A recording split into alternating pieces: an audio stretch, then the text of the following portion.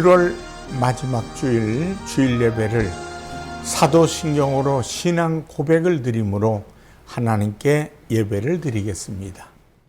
전능하사 천지를 창조하신 하나님 아버지를 내가 믿사오며 그 외아들 우리 주 예수 그리스도를 믿사오니 이는 성령으로 잉태하사 동정녀 마리아에게 나시고 본디오 빌라도에게 고난을 받으사 십자가에 못 박혀 죽으시고 장사한 지 사흘 만에 죽은 자 가운데서 다시 살아나시며 하늘에 오르사 전능하신 하나님 우편에 앉아 계시다가 저리로서 산 자와 죽은 자를 심판하러 오시리라.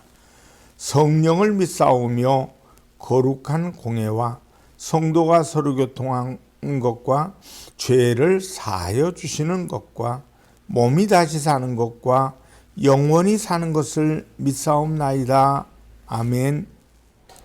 찬송가 175장으로 하나님께 영광을 돌립니다.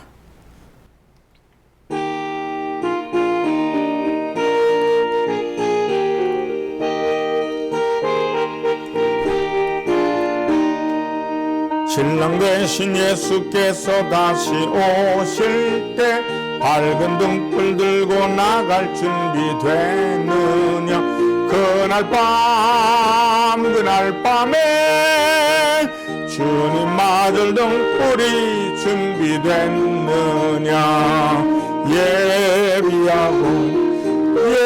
예비하라 우리 신랑 예수 오실 때 밝은 등불 손에 들고 기쁨으로 주를 맞겠네. 주를 나와 맞으라는 소리 들릴 때 기뻐하며 주를 맞이할 수 있느냐. 그날 밤에 주님 맞을 등불이 준비됐느냐.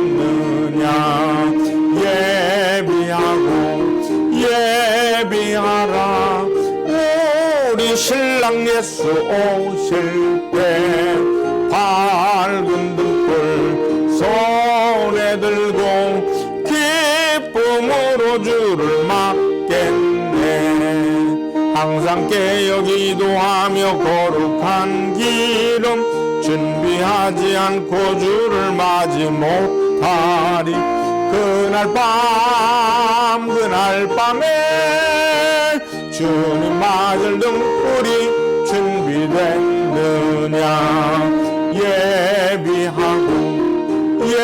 예비하라 우리 신랑 예수 오실 때 밝은 등불 손에 들고 기쁨으로 주를 맞겠네. 그날 밤에 영화로운 혼인잔치에 기뻐하며 할렐루야 찬송 부른 그날 밤에 주님 맞을 등불이 준비됐느냐.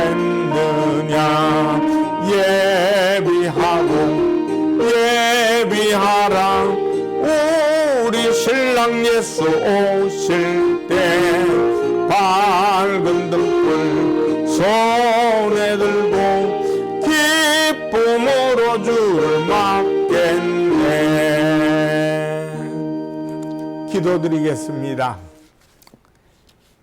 주님 오실 날이 가까운 이때에 하나님 우리의 신앙을 다시 한번 점검하게 하시려고 하나님의 말씀 속에 귀를 열고 마음을 열고 생각을 열었습니다. 오늘도 살아계신 주님 만나게 하셔서 이 땅에 사는 동안에 정말로 예수님 앞에 칭찬받는 하나님께는 영광이 되는 믿음의 기름 준비하는 아름다운 우리의 신앙생활 되게 하여 주시옵소서. 있는 모습 그대로 불러주셨기에 왔습니다. 병든 대로 못난 대로 부족한 대로 왔지만은 십자가 보혈의 피로 깨끗하게 하시고 정결케 하셔서 하나님의 놀라운 은혜를 체험하는 시간 되게 하여 주시옵소서. 예수님의 이름으로 기도드리옵나이다. 아멘. 하나님 말씀은 마태복음 25장 1절로 13절 말씀을 보시겠습니다. 그때 천국은 마치 등을 들고 신랑을 맞으러 나간 10 처녀와 같다 하리니 그 중에 5은 미련하고 5은 슬기 있는 자라. 미련한 자들은 등을 가지되 기름을 가지지 아니하고 슬기 있는 자들은 그릇에 기름을 담아 등과 함께 가져갔더니 신랑이 더디 오므로 다 졸며 잘세. 밤중에 소리가 나되 보라 신랑이로다 맞으러 나오라 하매 이에 그 처녀들이 다 일어나 등을 준비할세. 미련한 자들이 슬기 있는 자들에게 이르되 우리 등불이 꺼져가니 너희 기름을 좀 나눠달라 하거늘 슬기 있는 자들이 대답하여 이르되 우리가 너희가 쓰기에 다 부족할까 하노니 차라리 파는 자들에게 가서 너희 쓸 것을 사라 하니 그들이 사러 간 사이에 신랑이 오므로 준비하였던 자들은 함께 혼인잔치에 들어가고 문은 닫힌지라. 그 후에 남은 처녀들이 와서 이르되 주여 주여 우리에게 열어주소서. 대답하여 이르되 진실로 너희에게 이르노니 내가 너희를 알지 못하노라 하였느니라. 그런즉 깨어있으라. 너희는 그날과 그때를 알지 못하느니라. 마태복음 25장 1절로 13절을 통해 기름을 준비하는 신부, 이런 제목으로 은혜를 나누겠습니다. 사랑하는 성도 여러분, 여러분에게 한 달, 아니 2달, 아니 석 달 정도의 시간이 주어진다면 그동안에 무엇을 하시겠습니까? 하루하루를 어떻게 보내시겠습니까? 사람에 따라 다르지만은 대체로 이런 형태로 나타나게 될 것입니다. 어떤 사람은 숙명론으로 받아들입니다. 그런가 하면 자포자기형이 있습니다. 자신의 시간이 얼마 남지 않았다는 것 때문에 처음에는 원망하고 불평합니다. 세상을 비관하고 자기 의의를 내세웁니다. 내가 이러한 삶을 살았는데 왜 내게 이런 불행이 닥쳐왔느냐? 아무리 악한 사람도 자기의 의의가 있습니다.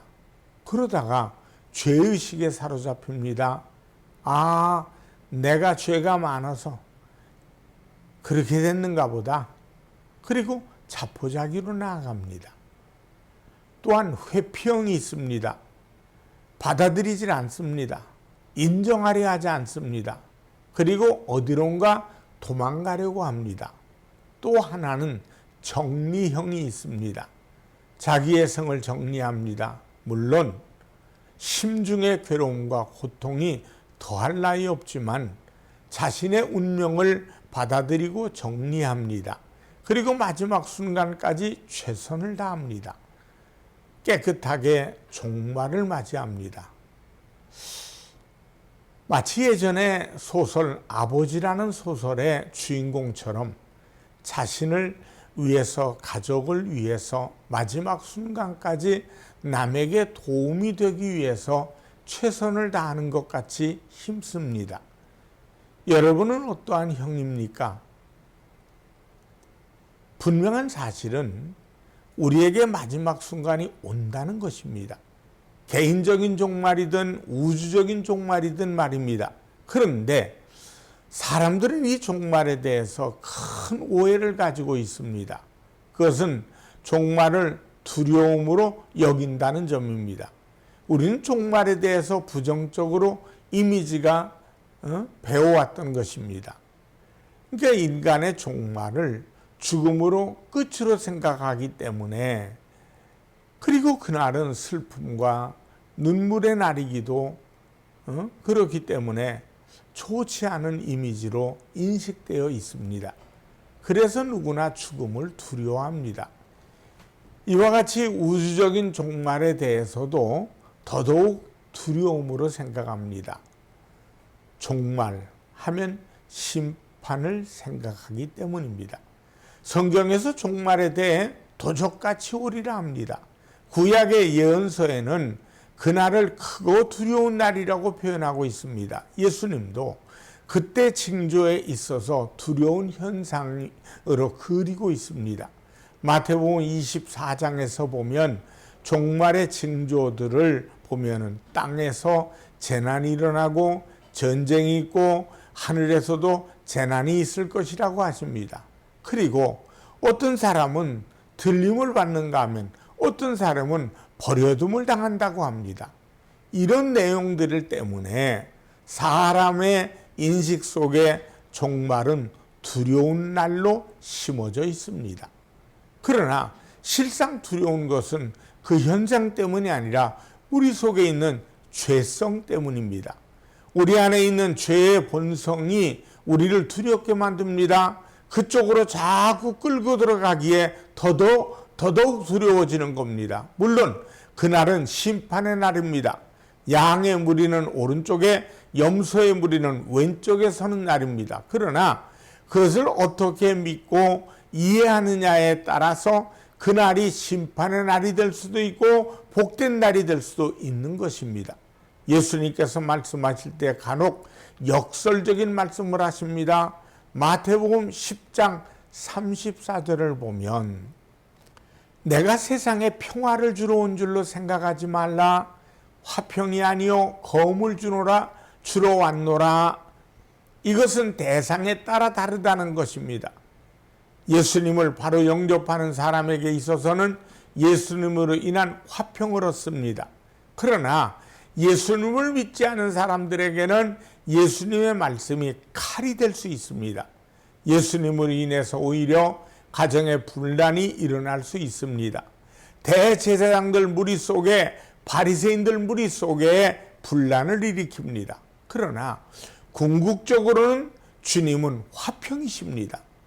종말은 그것을 믿고 준비하는 사람들에게는 축제의 날입니다. 새로운 복된 날입니다. 그러나 믿지 않고 준비되지 않은 사람에게는 심판의 두려운 날이 되는 것입니다.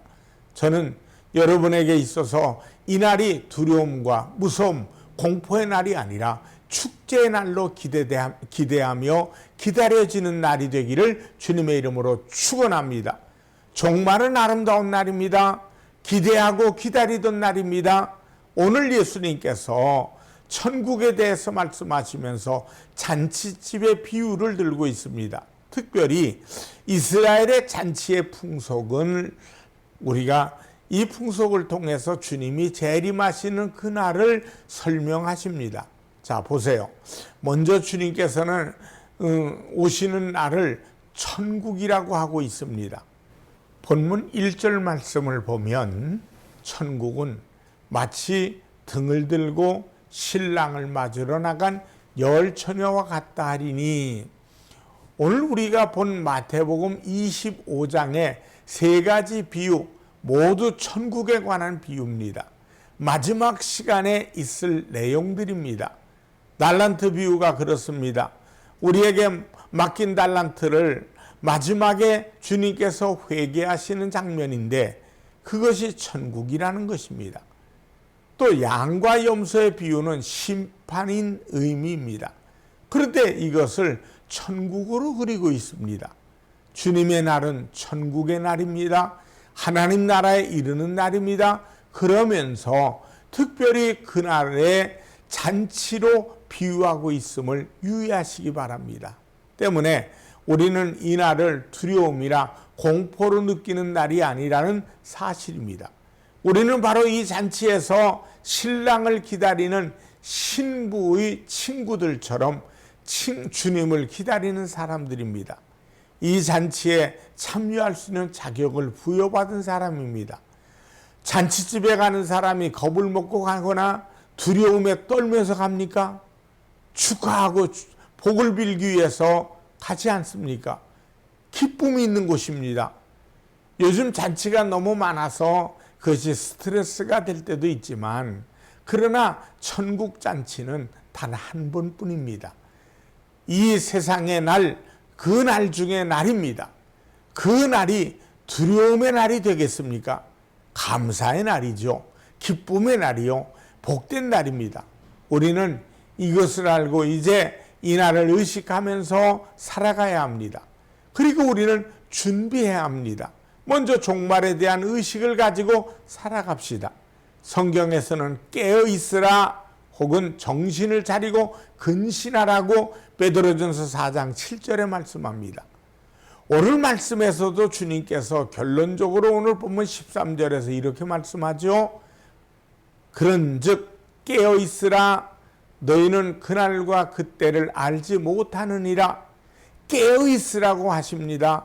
그것은 곧 의식 가운데 살아가는 것입니다. 의식하면서 살아가는 것, 무의식 가운데 사는 것은 매우 다릅니다. 살아가는 모습이 다르고 삶의 질이 다릅니다. 결과가 다릅니다.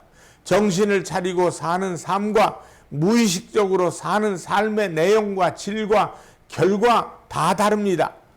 우리가 하루하루 정신을 바짝 차리고 오늘 이 하루가 마지막 날이 될 수 있습니다. 오늘이 마지막이다.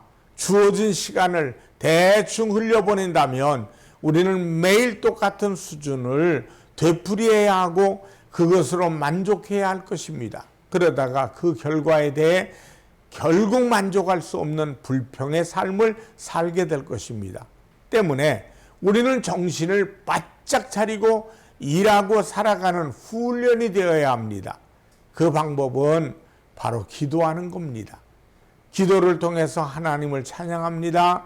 감사합니다. 하나님의 음성을 듣고 하나님의 뜻을 분별할 뿐 아니라 하나님과 교통하고 그 안에서 우리 마음과 생각을 정리해야 합니다.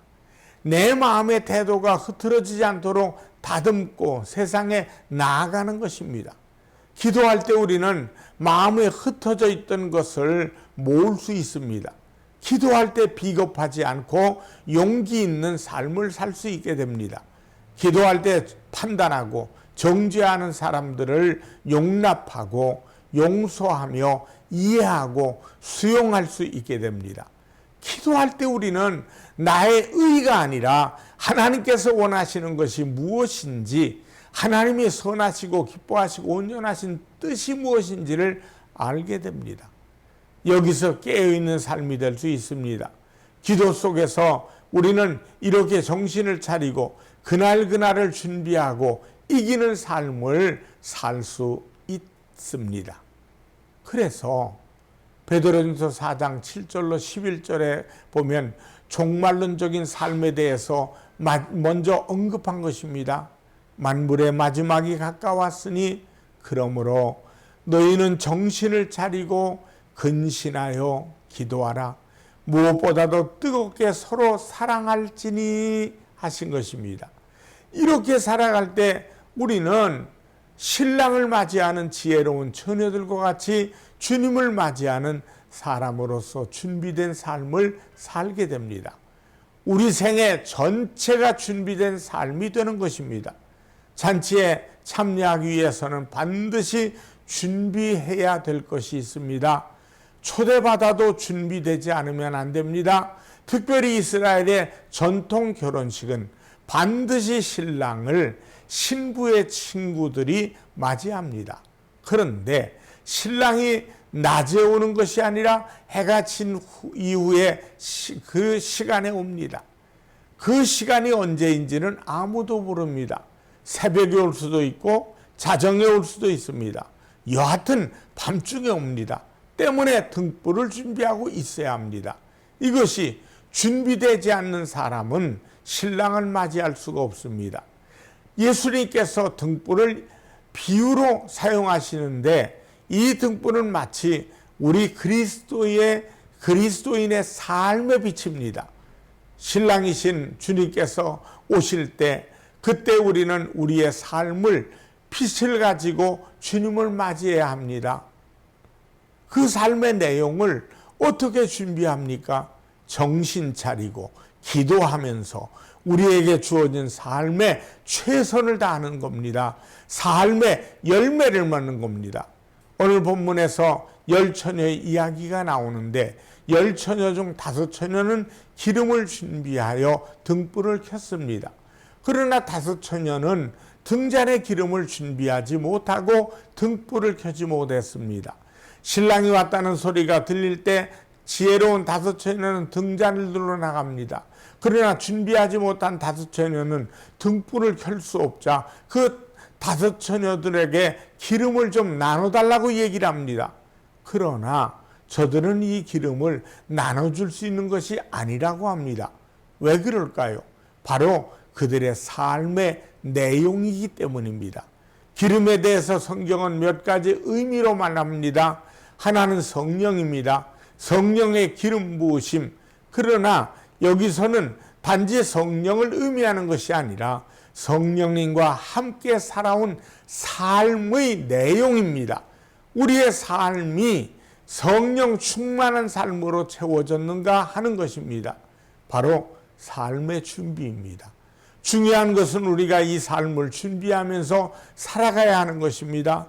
이것이 준비되어 있다면 언제, 어느 때, 어디에 있든지 주님께서 오셔도 그분을 맞이할 수 있는 것입니다. 시간과 장소가 중요한 것이 아닙니다. 극단적인 사람들은 특정한 시간을 정합니다. 맨날 몇 시, 특정한 장소를 정합니다. 어느 지역에만 오신다. 그러나 지금은 그것을 제한하지 않으십니다. 중요한 것은 어떻게 준비되었느냐 하는 겁니다. 신랑이 언제 올지 모르기에 신부의 친구들은 피곤하여 잠을 잤습니다. 피곤하여 자는 것이 잘못은 아닙니다. 그것이 게으르거나 잘못된 것은 아닙니다. 우리는 한계가 있습니다. 언제까지 뜬 눈으로 주님을 기다리겠습니까? 깨어있으라고 해서 잠을 자지 않고 기다리라는 것은 아닙니다. 우리의 의식이 깨어있고 우리의 삶이 준비되어 있어야 한다는 것입니다. 미련한 5처녀가 잠을 잔 것이 잘못이 아닙니다. 그들의 등잔에 기름을 채우지 않는 것이 문제였습니다. 그들의 삶으로 준비하지 않은 것이 문제였다는 말입니다. 여러분은 등잔에 어느 정도 기름을 채우셨습니까? 이것을 준비해야 합니다. 사랑하는 성도 여러분, 여러분은 얼마나 정신 차리고 근신하면서 살아가고 있으십니까?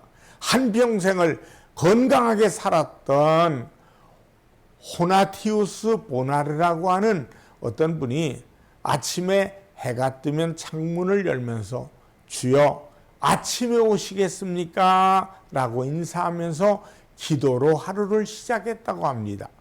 그리고 밤에 커튼을 닫으면서 주여 이 밤에 오시겠습니까? 라고 하면서 하루를 마무리했다고 합니다.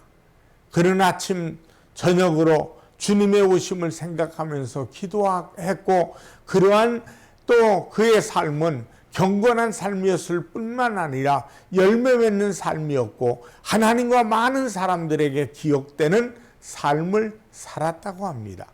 우리는 정신 차리고 매일매일 최선을 다하는 삶이 되어야 합니다. 특별히 성령님과 함께 기도하면서 진리를 따라갈 때 우리의 영혼의 등불을 밝힐 수 있는 삶의 기름이 채워지고 그 삶으로 주님의 잔치에 참여하게 될 것입니다. 이 순간 정신을 가다듬고 다시 시작해 보십시다. 일의 열매가 여러분의 삶의 질이 달라질 뿐 아니라 여러분은 준비된 삶을 살게 될 것입니다. 하나님께 기억되는 삶, 많은 사람들에게 기억되는 삶이 될 것입니다.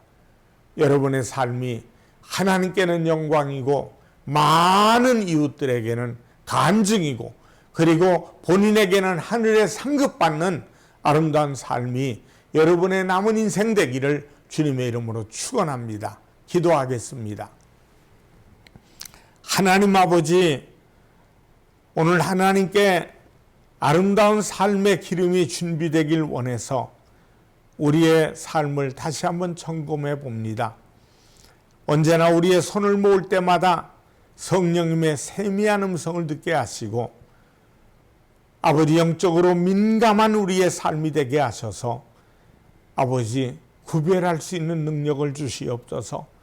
세상엔 온갖 것들이 우리의 마음을 아버지 하나님이여 이리 찔러보고 저리 찔러보고 넘어지게 하고 쓰러지게 할 때 있지만은 주여 넘어지지 않게 하시고 언제나 손을 모으고 기도할 때마다 말씀이 우리 가슴에 언제나 깨어 역사하는 놀라운 삶이 되게 하여 주시옵소서. 있는 모습 그대로 주님 앞에 손을 모아 싸우니 하나님의 영광을 받아 주시옵소서. 예수님의 이름으로 축복하며 기도드리옵나이다. 아멘.